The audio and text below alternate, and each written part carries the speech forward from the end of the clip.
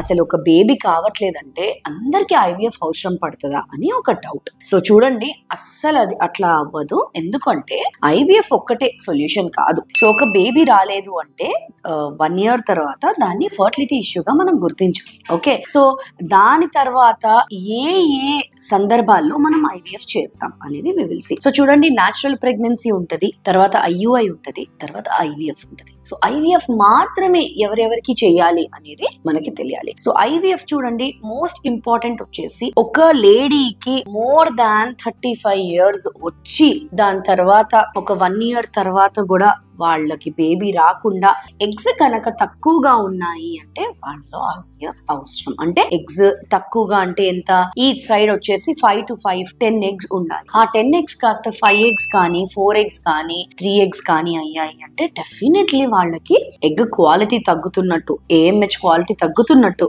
So వాళ్ళకి definite గా IVF చేయాలి. This is one more condition. ఏంటది?